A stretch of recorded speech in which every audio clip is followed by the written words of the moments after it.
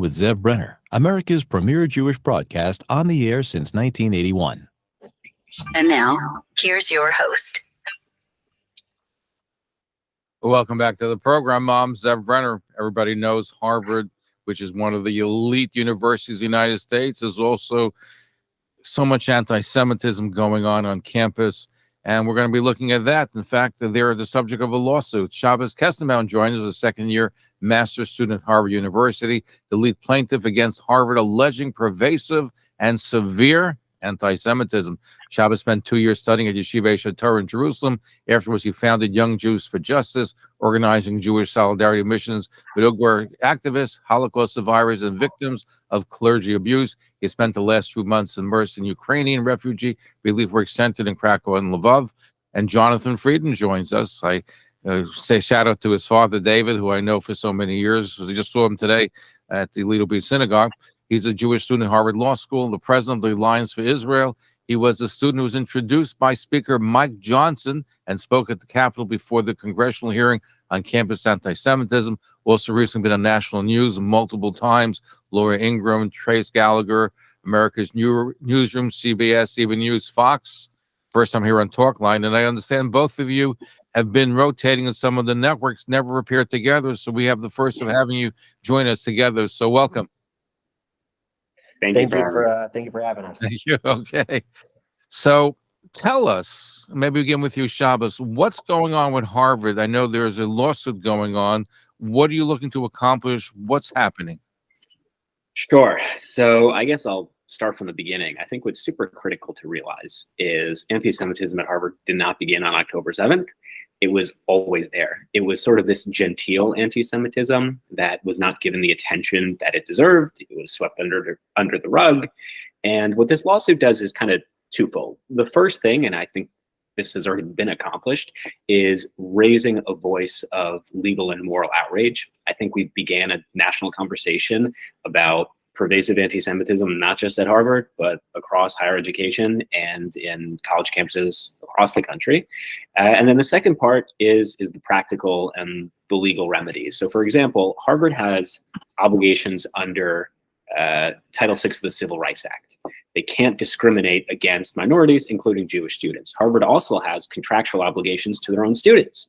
So when I pay my tuition dollars, I expect to receive not only an education, but a safe environment whereby I, as a Jewish person, can go about my day and my classes. And they've failed on both ends, both federal obligations and their own school policies. And that's what this lawsuit is going to address and is addressing, the fact that Harvard needs to live up to those obligations. They haven't in the past. And unfortunately, because this isn't something we wanted to do, we wanted to work with Harvard, but clearly that's not possible. So what this lawsuit will do will sort of oblige them, force them to, as I said, to live up to what they're already obligated to do. And this has nothing to do with President Gay, she resigned from her position as president of Harvard.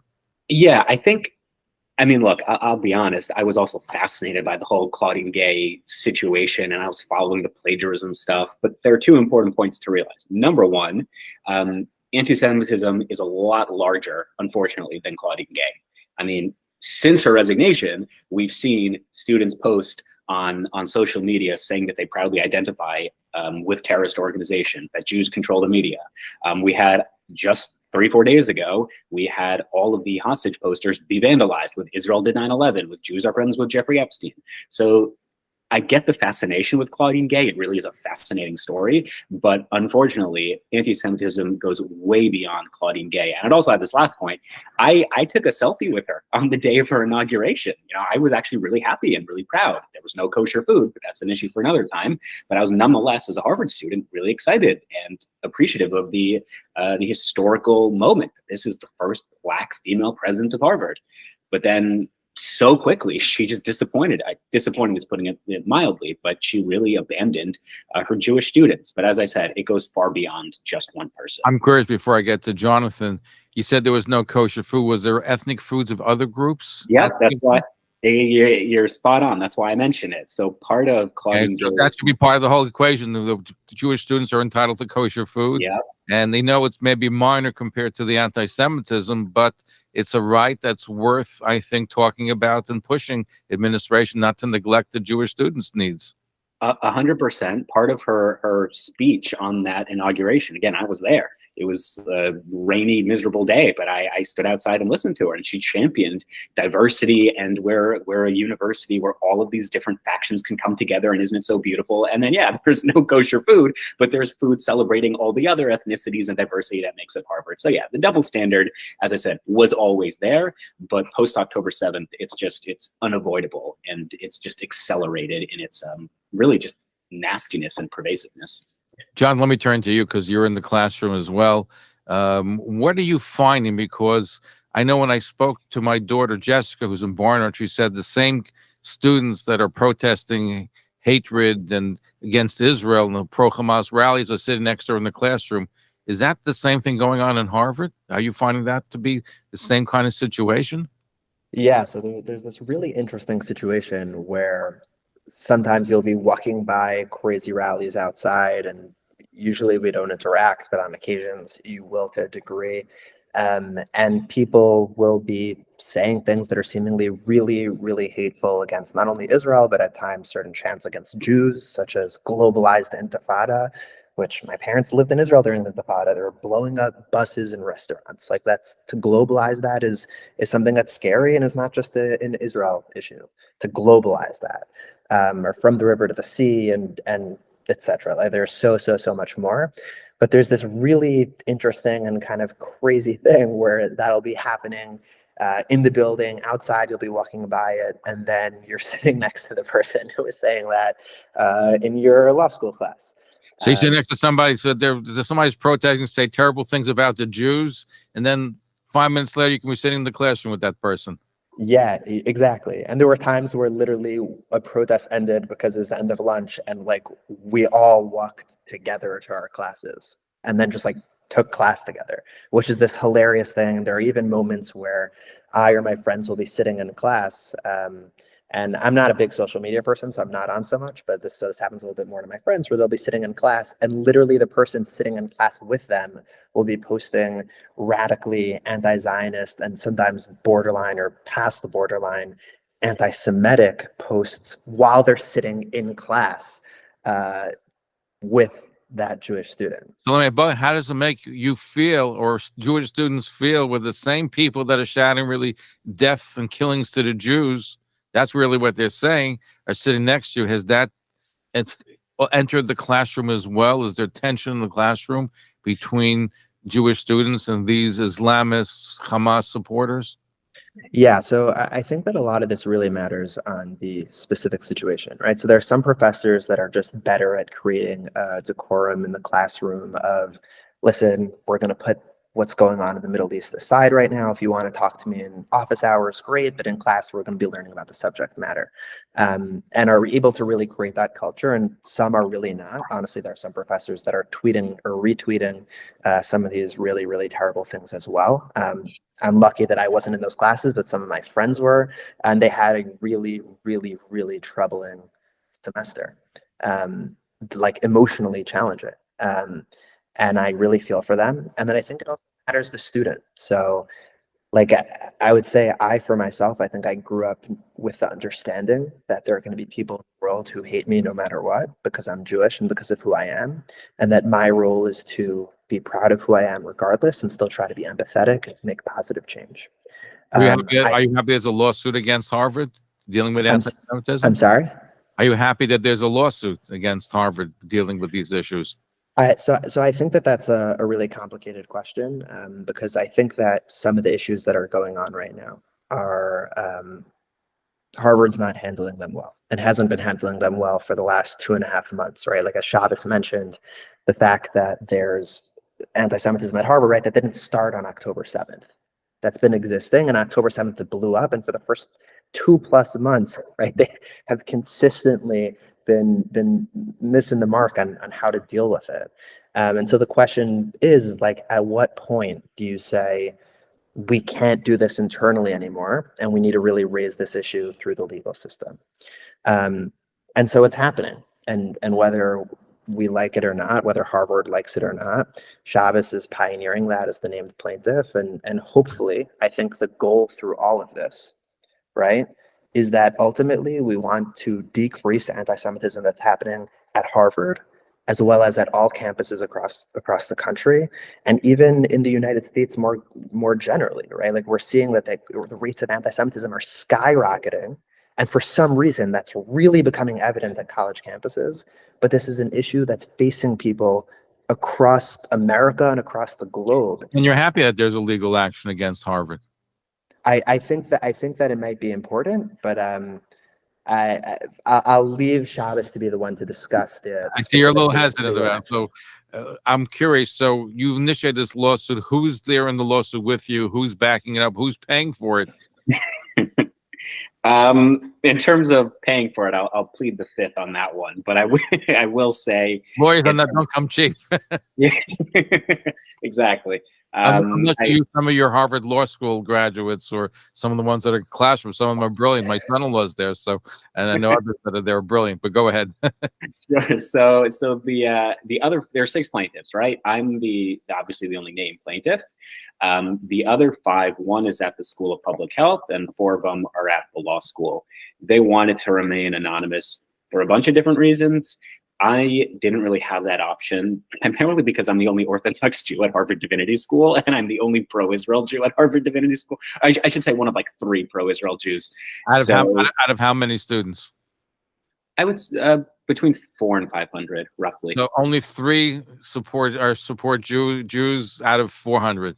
I've been here for 2 years. I go to almost every Israel-Palestine event. I can safely say there's no more than 4.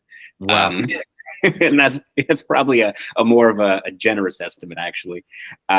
So I didn't really have that option of anonymity because it'd be pretty obvious where the complaint is coming from. So that was kind of one reason. And the second reason was much more fundamental of like, I have nothing to apologize for. I'm actually very proud of the fight that we are waging. And I should not be penalized for other people's bigotry. I should not be forced to decrease my participation in campus life because other people are anti-Semitic. So I have nothing to be embarrassed about. As I said, I have nothing to apologize for. Yes, I don't like how, obviously, I'm getting a lot more attention than than probably I would have liked. But ultimately, as I said, this is a really important fight. And people need to realize just how insidious this craziness, this hatred has affected not just Harvard, but as Jonathan said, across the country. You know, young people are saying more often than not that Hamas should be given the land of Israel, or that Hamas is a legitimate political organization and resistance movement. So all of these things are tied together. And this lawsuit, unfortunately, as I keep saying, is an important step in the right direction. Look, we didn't want to do it. We kept saying as we were going through this process, we'll work with the administration, we'll work with the anti-Semitism task force or the advisory group at the time. And just time and time again, they were at best useless, and at worst, they made the situation a lot worse. So at some point, we realized we really have no other option, which is an unfortunate indictment, a damning indictment of the state of higher education for Jewish people in the United States today. Now, this lawsuit is in the students' names, is under a group name. Who is the lead? Yeah, so we're part of a group called Students Against Anti-Semitism, SAA, that was formed shortly after October 7th. But as I said, those other 5 students, they very much anonymous. Correct. They want to remain anonymous. Are you feeling repercussions in the classroom because of the lawsuit? Are people looking at you differently than they were before you filed the lawsuit? Well, I think Jonathan did a really good job talking about the awkwardness that exists when you can sit in a classroom with someone who 5 minutes earlier said hello blocks the Intifada. So look, I'm in classrooms with people who have said those things. There's actually a woman, a classmate who is mentioned in the lawsuit who I walked past on Thursday, and I kind of, pretended not to notice. But yeah, I mean, it's unfortunate. But what did this woman say or do to you?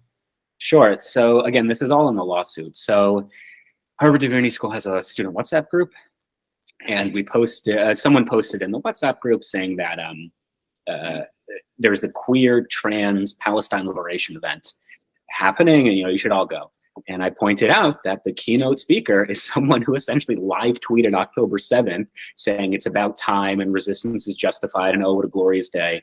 And so I responded in this WhatsApp group, in front of all these Harvard Divinity School students, it's like 200 people, saying this keynote speaker applauded the murder of Jews, the largest massacre since the Holocaust. I can't imagine you would be comfortable promoting an event if the speaker was hateful towards any other minority group.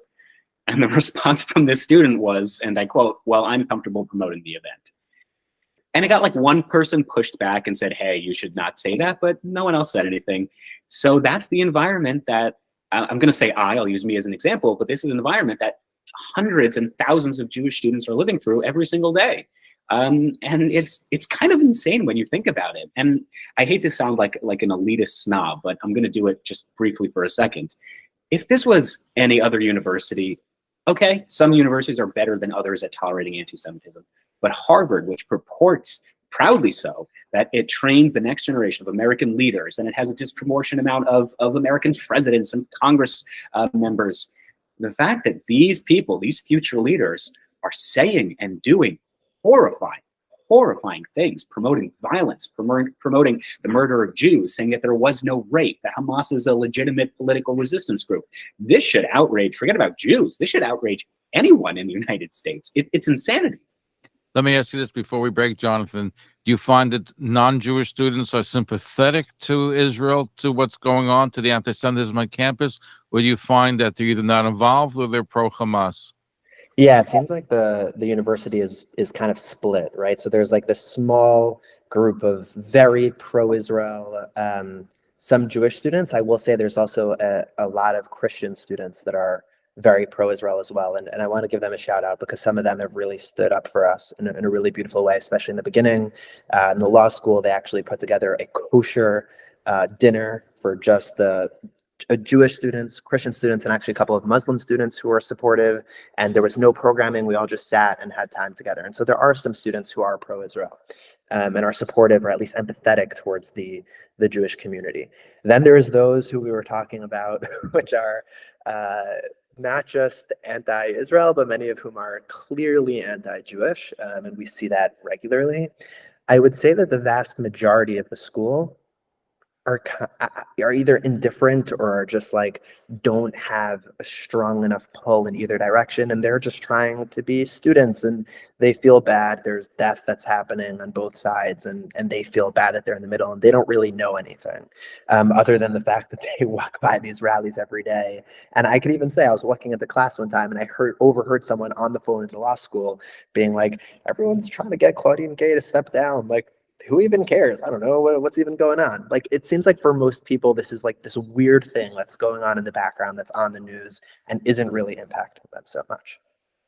We're looking at anti-Semitism that's prevalent on the Harvard classrooms and the lawsuit that's proceeding against Harvard University. Our guest is Shabbos Kestenbaum, second-year master's student at Harvard Divinity School, the lead plaintiff against Harvard, alleging pervasive and severe anti-Semitism. Jonathan Frieden is a Jewish student at Harvard Law School, the president of the Alliance for Israel. We're going to be right back. Don't go away. Stay tuned. And we come back. If you want to chime in, you can call us at 212-769-1925, 212-769-1925. Email's a wonderful way to have your questions answered. Zev@talklinenetwork.com, Zev@talklinenetwork.com. Coming up in a little while, we'll speak to Edel Perlstein about anti-Semitism in Europe. He was at a conference there with Elon Musk. We'll also speak to Professor Charles Moskowitz. He's written a book called The Anti-Semitic Imagination. We'll look at the core roots of anti-Semitism. And also coming up, we'll speak to Tova Plouch. She's an educator in the public school system. And guess what? They're teaching Wheels on the Bus to elementary school students with anti-Israel lyrics. Can you believe that? I can't, but we'll talk about it. This is all taking place. We're going to be right back. Don't go away. Stay tuned. You're listening to the Talkline Network and talklinenetwork.com. Butternut, butternut, butternut, butternut. Nestled in the heart of the Berkshires, Ski Butternut is an independently owned ski area and tubing center located in charming Great Barrington, Massachusetts. This year, we partnered with LLB to bring you $25 lift tickets and $25 tubing tickets every Friday, excluding holiday periods. We are also serving up complimentary s'mores for the kids on the weekends. With 22 trails and 1,000 feet of vertical, Butternut is renowned for having the best snow in the region. We offer ski and snowboard lessons for all abilities and ski levels, from the first-timers to the seasoned vets. In addition to the ski mountain, Butternut has an 11-lane snow tubing center with a surface lift to make getting back up the hill effortless. Ski Butternut is your go-to destination for family fun this winter. Ski Butternut, where families go to play in the snow.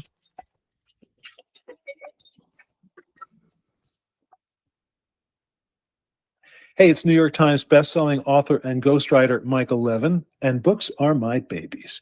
Here's an amazing idea for a gift for a loved one or friend, or perhaps for yourself. A family memoir, a business book, or any other kind of book written and published just for you. My company, Jewish Leaders Books, offers ghostwriting, publishing, marketing, and distribution of books onto Amazon and through Simon & Schuster, distribution into brick-and-mortar Barnes & Noble bookstores, and even into airport bookstores. You can get a framed photo of the cover design to give as the perfect gift.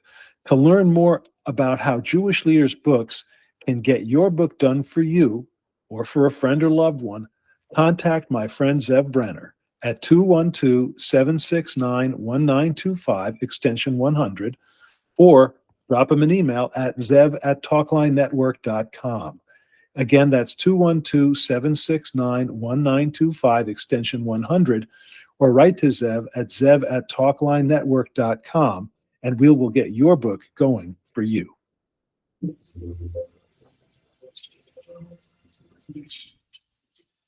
Get ready for an unforgettable experience. Zev Brenner's Talkline Network invites you to join us for the launch of WNEW 102.7 FM HD3, your go-to destination for the best in Jewish culture, music, news, and talk.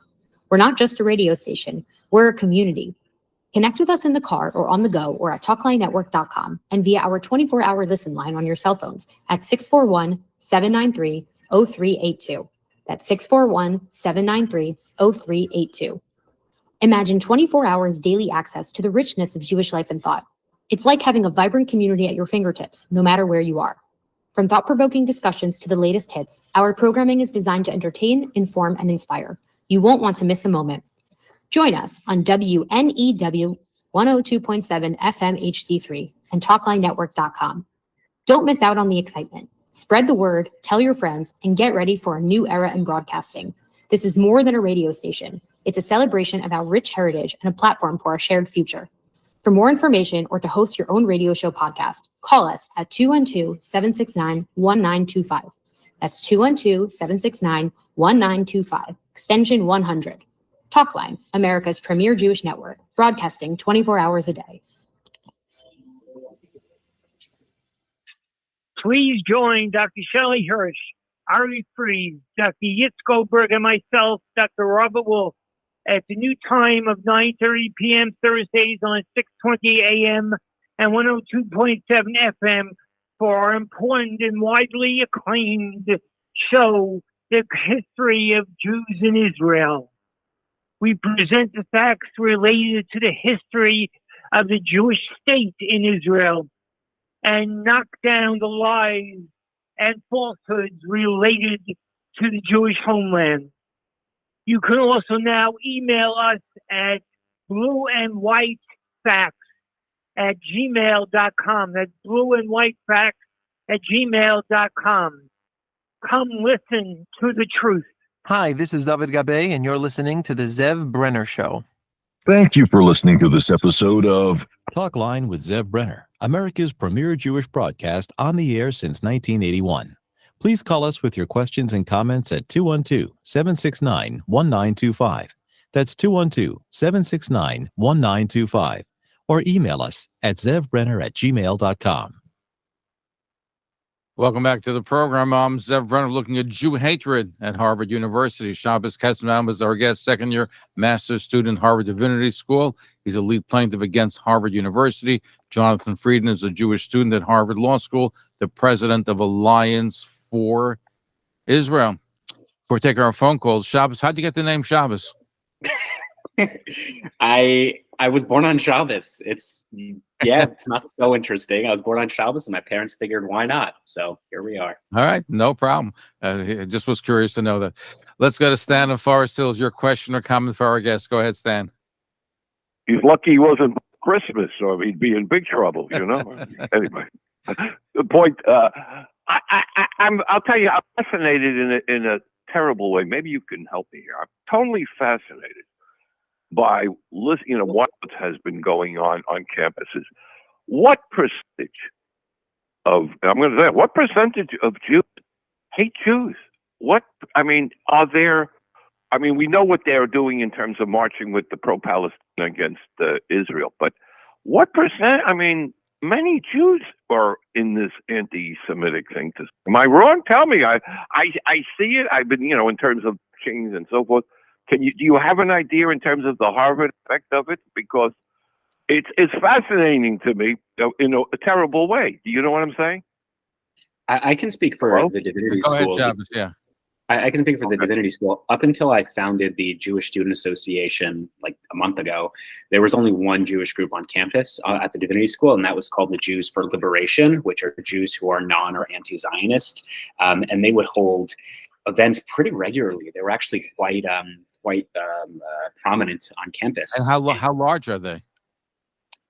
It's tough to say. Interestingly, their numbers have kind of exploded since October 7th. They've grown significantly. Are they anti-Semitic? Are they anti-Semitic? Are they just here's the thing. You can be against Israel in terms against the war, but are they anti-Semitic? Do they hate Jews? Do they hate themselves? You know what I'm saying? Is it right? Fine line somewhere here. Sure. I'm not going to comment on whether they're anti-Semitic. What I can say is what they call for and what they have promoted. So they are more often than not the ones leading calls for From the River to the Sea and Globalize the Intifada. And they held a demonstration shortly after October 7th, calling for a ceasefire without mentioning any of the hostages. So those are things that they promote and they're proud of. And those are things that I obviously find objectionable and offensive and politically wrong. Anti-Semitism, but it's anti-Semitism. You can be a Jewish anti-Semite. Speaking broadly, one can be Jewish and be anti-Semitic. What I find really frustrating is Jews on campus, or I shouldn't just say on campus, but Jews who use their Judaism as an excuse and as a rationale or even validity for other people to be anti-Semitic. Because how can Globalize the Intifada be anti-Semitic? Because I'm Jewish and I'm saying it. So it becomes a very disingenuous type of rallying cry. No, I'm just saying. I want Israel to win. I want them to destroy. But I can see saying, this is getting ridiculous. I'm against it. Let's deal with the Palestinians. Not be anti-Semitic, but if they're anti-Semitic and it's right there, then that's what I'm saying. Is there a large portion of it? They're not showing any empathy to the victims, to the ones that were slaughtered on October 7th. Yeah, well, that's what I'm saying. They only care about to globalize the Intifada, right? Right, that's what I'm saying, because then it's they are anti-Semitic, but is there a fine line? Is there someone who just Stanley, to sum it up, because we're going to move on. You can be a Jewish anti-Semite, and these groups are Jewish Voices, Jewish Voice for Peace, and some of the other groups are anti-Semitic. Right. Okay. Thank you. They wear a tallis, but they won't wear it in shul. They only wear it at an anti-Israel rally. Anyway. On that point, actually, if I can say something on that line, there was a rally about a month ago, right before winter break, and it was organized by all these Harvard Palestine groups, and of course some of the Jewish Palestine groups spoke, and one of them who was not religious, which is fine. Live your religious lifestyle, no judgments at all. But what I did find kind of funny and a bit problematic is they said standing up for Palestine is a Jewish value and I'm motivated by my Jewish values. Give me a break. Keeping kosher is a Jewish value. Keeping Shabbos is a Jewish value. All right. Calling for Israel to not fight for their people and to release hostages is not a Jewish value. So that's where, again, I find these calls a little disingenuous, putting it lightly. You have no Naturi Cart on campus, right? Not yet, although I'm sure they'd be welcomed with open arms at Harvard Divinity School. So I want to look at the history professor Derek J. Pensler, who is co-chair of the Presidential Task Force on Anti-Semitism. There's been a whole lot of talk the fact that he's anti-Israel, even though you have some Jewish support for him, and he molds stepping down, but he hasn't stepped down. What's going on with him? What's your positions? Let me start with you, Jonathan. Yeah, so I'm happy to chime in here. Whether or not he's a good professor is one question, right? And whether or not he's anti-Semitic or something like that is one question. I don't know him super well, but I have spoken to many people who are in his class and have become familiar with some of his quotes. It doesn't seem like he's a radically anti-Semitic person, and I wouldn't say that. What I would say, though, is that he's been openly very critical of Israel at times, right? He signed on to a letter calling Israel an apartheid state. This is before October 7th. And he has openly, both in the public as well as in his classroom, explicitly downplayed the anti-Semitism that's happening on campus. So to me, it's one question of, okay, yes, I think there should be free speech. I think he should be allowed to be a professor at campus and all these things. But if you're Harvard, and you create this anti-Semitism task force, and whoever is running the anti-Semitism task force is supposed to be the champion of the Jewish people, to speak up for them, say, hey, we have this issue, right? There's this massive issue. How can we put a stop to it?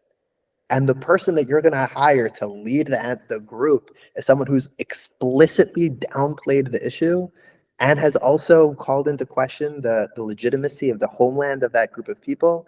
I think, to me, that's I mean, I don't even think I need to say it. I think and let me ask you, or Shabbat, where are the brains of who's running Harvard? Who are the brains that put together? You have a task with anti-Semitism, and you put somebody as a co-chair who's questionable at the very least because he's made remarks that are insensitive to Jews, that are, you can call it anti-Semitic, anti-Israel for sure.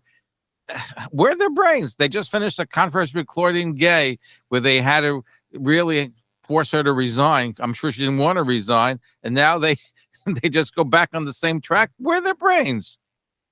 Shabbos, where are they? They need some kosher food to give them a spiritual sense.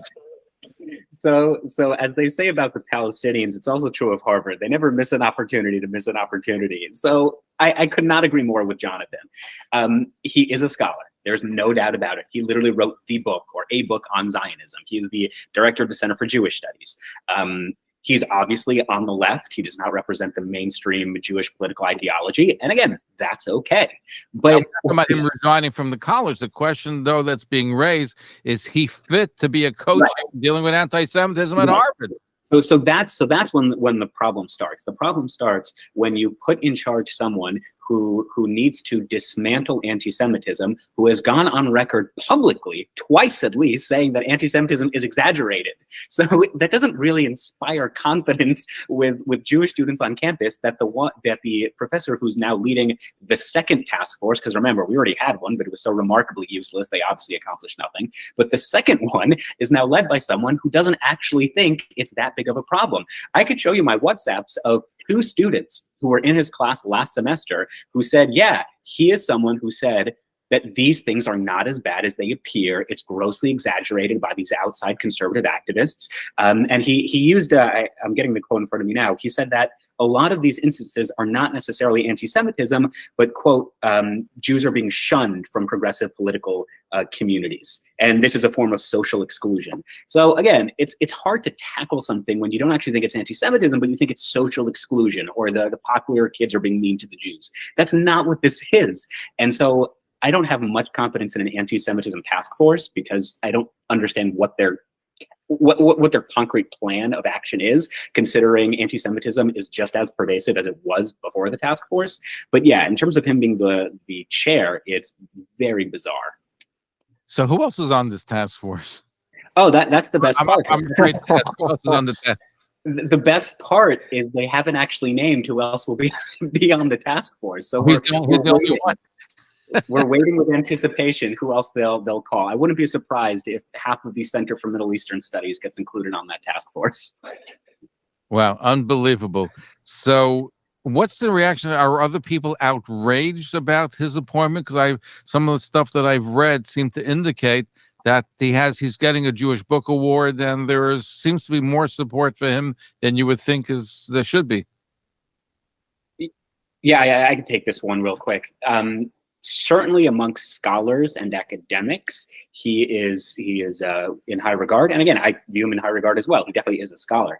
But this is not an issue of we need a scholar. This is an issue of we need someone who has real ethical and moral leadership, who has denounced anti-Semitism from day one. We don't need someone who's written the best book on Zionism. I mean, it's helpful. We'll definitely use his insight, but that should not be a scholar's job. It should be someone who, as I said, denounced anti-Semitism. And I'll also add, it kind of reminds me a lot of Claudine Gay. When she was responding to all these plagiarism accusations, she said, well, if I'm a plagiarist, how come I was able to publish all of these pieces in these scholarly publications and journals? And she's kind of proving the point of, yeah, the system, the institution, academia is really morally bankrupt, that they would publish things that were plagiarized. So having a scholar and then legitimizing that scholar because other scholars think he's okay doesn't validate your point. It just underscores what Jews have been saying, that the academy, higher education, is not understanding what we're saying.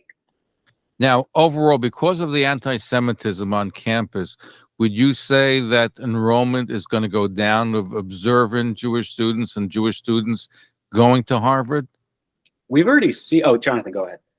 Yeah, no, I could say that we've already seen the numbers, and this is what I think Shabbos was going to mention. Over the last couple of years, I mean, the numbers have already gone down, at least in the undergrad, seemingly drastically, the amount of Jewish students that are on campus. And I don't know, Shabbos, if you have the numbers, but they fell drastically. And I could totally see whether it's, parents that feel uncomfortable sending their kids to a school that's been in the news for anti-Semitism. Here's what I'll say about the experience of being a Jewish student on campus right now. I will say that while at times it has felt very isolating, I do think that it's very important to underscore the supreme strength that I've seen from a lot of Jewish students on campus, where throughout all of this, so many of us have gotten even closer together. We've been strong. I've seen my friends have, even when things have been emotionally incredibly challenging, have really been strong and have stood their ground. And through it all have been empathetic. And I just want to underscore that because I think there's so much of this talking about the hate that comes at us, but I think it's really, really important to also mention the incredible strength and the incredible empathy that a lot of the Jewish people have. You're president of the Alliance for Israel. How large an organization is that?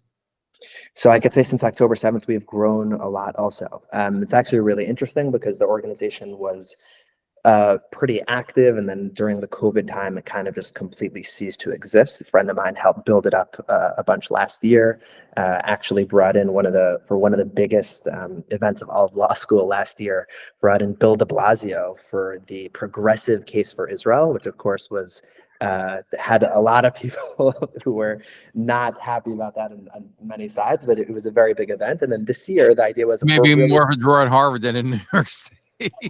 I think people on kind of both sides of the aisle were not so happy with a lot of the opinions. But it was really interesting to hear his perspective and bring someone in who is high profile and grow the club. And this year we were really growing. And then when October 7th happened, so many people, so many students who were feeling isolated because their friend groups were maybe cutting them out because they were so close with so many other Jews, and now all of a sudden they were feeling hatred and they wanted that sense of community. And since then we've really, really grown. So, I mean, our group chat's got, 50 something students, our email list over 100. So we've definitely grown. Within that though, obviously some people are much more active than others. How large is this Jewish student body at Harvard? We have any numbers? Any idea? I'm not sure. One thing that I would say, which I think is important to mention, is that the different schools at Harvard, so the law school, the undergrad, the divinity school, the education school, have drastically different cultures and also very different amounts of Jews, and they've been handling this very differently. So the law school has a very large Jewish community and a pretty big Orthodox community as well. So we actually often get mincha minyanim. We actually, I know Shabbos, hate to see it for you, but we actually do get kosher food at lunch. Because there's a bunch of us, and so we're able to use our numbers in that way. But then there's people like Shabbos or at the Divinity School who are really on their own. So I think it really matters what school you're at. No kosher lunches for you at the Divinity School, right? No kosher lunch, no mincha, no shachris. No. There, I mean, we also, it's funny, we also have a group chat that we started off after October 7th, and it's 4 of us, which is the largest Jewish community, pro-Israel Jewish community that Harvard Divinity School has ever had. So, our guest, Shabbos Kestenbaum, second-year master's student at Harvard University Divinity School, lead plaintiff against Harvard, alleging pervasive and severe anti-Semitism. Jonathan Frieden is a Jewish student at Harvard Law School, the president of the Alliance for Israel. We'll be right back. Butternut, butternut, butternut, butternut. Nestled in the heart of the Berkshires, Ski Butternut is an independently owned ski area and tubing center located in charming Great Barrington, Massachusetts. This year, we partnered with LL Bean to bring you $25 lift tickets and $25 tubing tickets every Friday, excluding holiday periods. We are also serving up complimentary s'mores for the kids on the weekends. With 22 trails and 1,000 feet of vertical, Butternut is renowned for having the best snow in the region. We offer ski and snowboard lessons for all abilities and ski levels, from the first-timers to the seasoned vets. In addition to the ski mountain, Butternut has an 11-lane snow tubing center with a surface lift to make getting back up the hill effortless. Ski Butternut is your go-to destination for family fun this winter. Ski Butternut, where families go to play in the snow.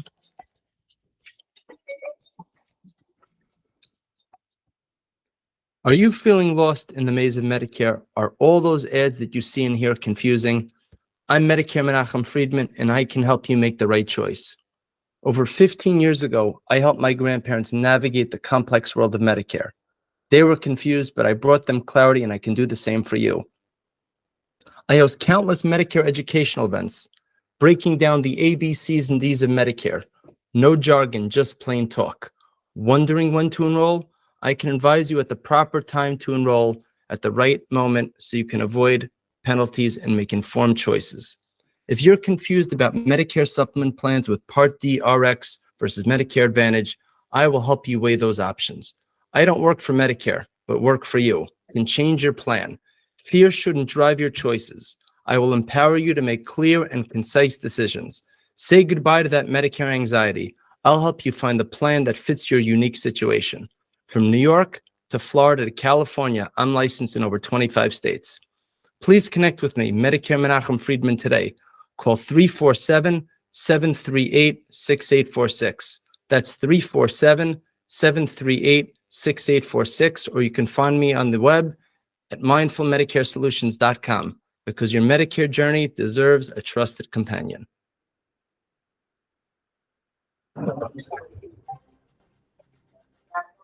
The Jewish Press is the largest independent weekly Jewish newspaper in the United States. It's packed with in-depth articles, interesting podcasts, information about the Jewish world, political and religious commentary, and more. Visit jewishpress.com, or to subscribe to the print edition or advertise, call 718-330-1100. That's 718-330-1100.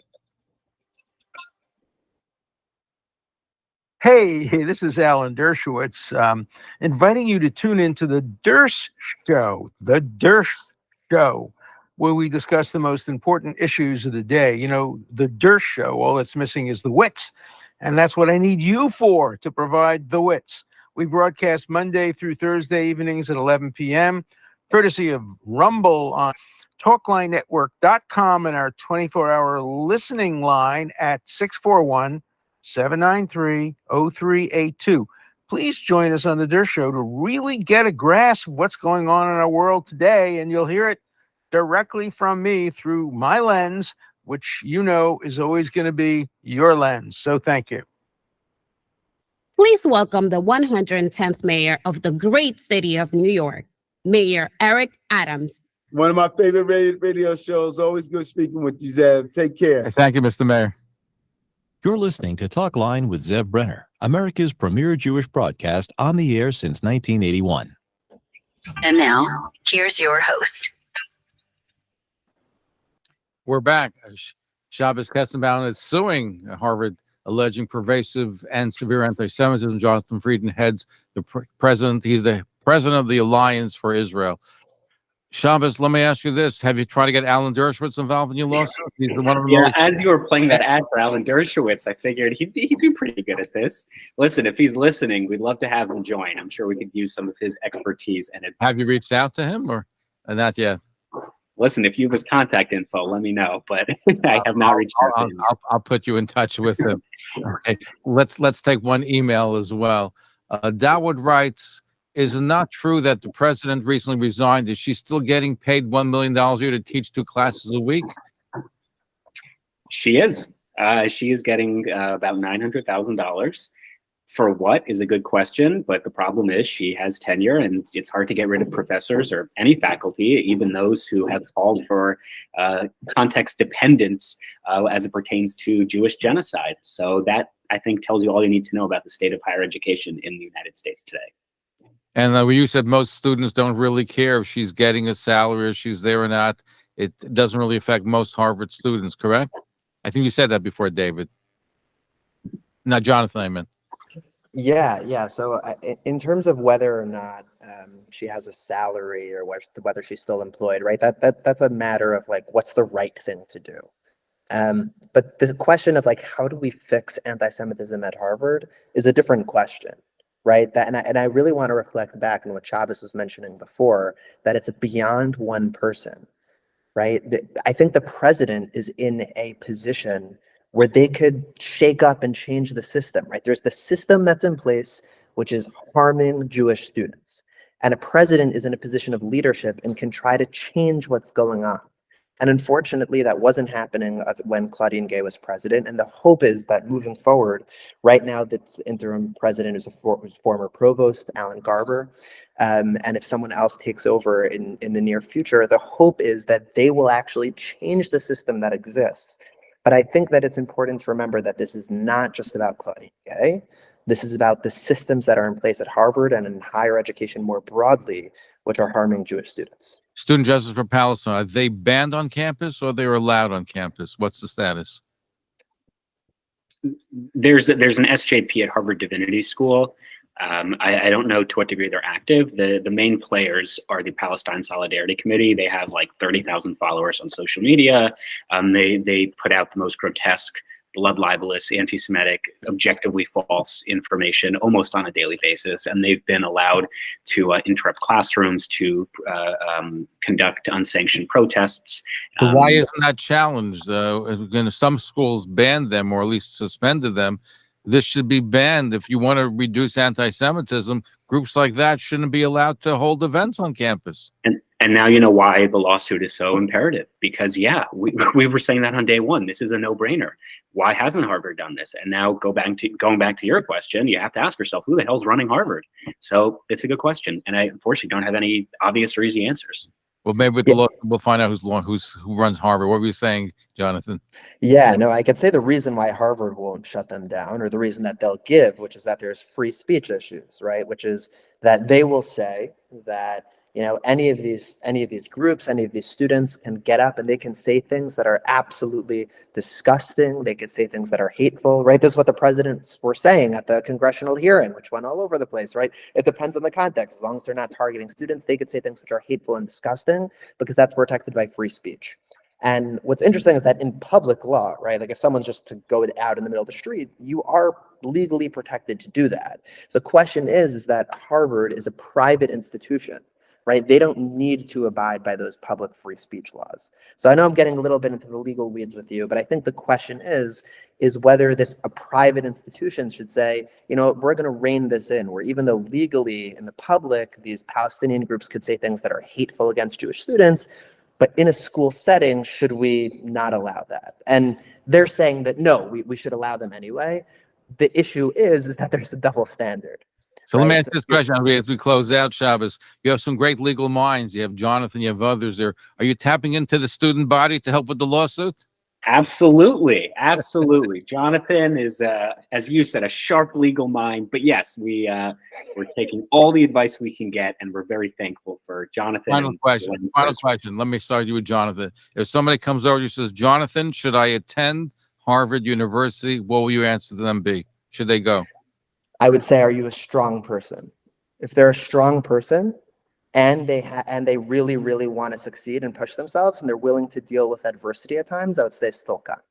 If they're afraid of being challenged, or if they're not confident in their Judaism, that's a different question. Shabbos, same question to you. If you're willing to fight and if you're willing to stand up to the BS and the Jew hatred, then absolutely come to Harvard. But if you're not sure about your Jewish identity, or are you sort of complacent, then no, it's not the right place. Let me thank both of you, Jonathan Frieden, Shabbos Kestenbaum. Thank you for being with us. Good luck. We hope you're able to stop the anti-Semitism. We're there for you. We got to fight this. And I don't know how long the legal challenge is going to take, but success with that. Then we got to get the best Jewish minds to protect Jewish students on campus. There's no reason why Jewish students have to sit in the classroom with people who call for their destruction, to call for their death. I just don't understand it. And we have to fight this and continue success in getting this message. And thank you for joining us. Thank you for having me on. Our pleasure. There you have it. Fighting anti-Semitism at Harvard.